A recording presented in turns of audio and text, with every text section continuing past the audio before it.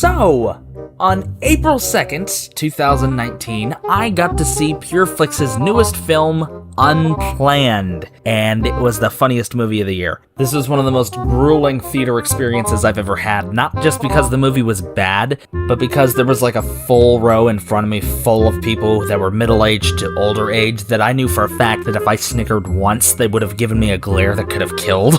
Those who've been with my channel for a bit already know that I'm not a big fan of PureFlix's films. To me, they're a lot like Illumination, except for religious films and with even less of a budget. So when I found out that they were releasing a new film that had an anti-abortion angle, I knew immediately that I had to see this movie.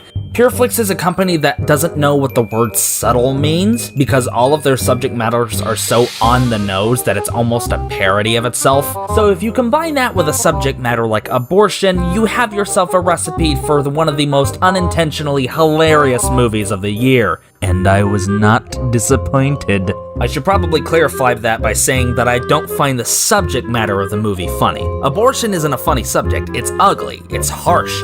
No one likes talking about it because it's such an ugly subject. The problem is, though, again, PureFlix does not know what subtle means. Any characters who are depicted in this movie are either on one side or the other, and when they're on that side, they are always perceived in one specific way, and that's it. Anyone who is on the side against abortion is morally righteous, pretty, nice, a pleasant person all around, that sort of thing.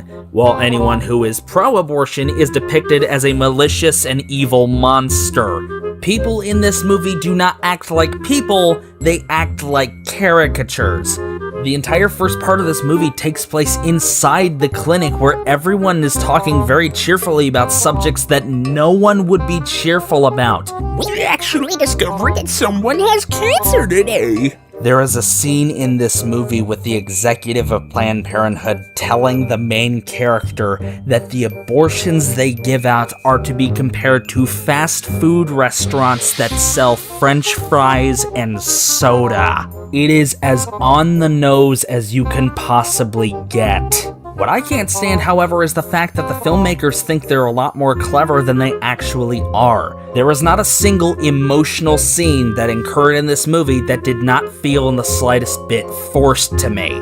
There is no way on earth you can make a scene where a group of people outside a fence place their arms on two barrels full of dead babies and pray for them not forced. I'm sorry, but if you really wanted to make a compelling story that was supposed to change the minds of every single person that watched this movie, then you should not have made your story so two-sided that the only characters that exist are exaggeratedly good and exaggeratedly evil. That is not how the real world works. And that's about as political as I'm getting. We all know what happened last time when I got too into that. I don't really have too much to say about the film because this really isn't a film, it's propaganda. And unfortunately for the people who did like this movie, I did not come to see propaganda to support my own arguments and beliefs. I came to see a film, and it absolutely fails in every regard to the point where I can no longer consider it a film.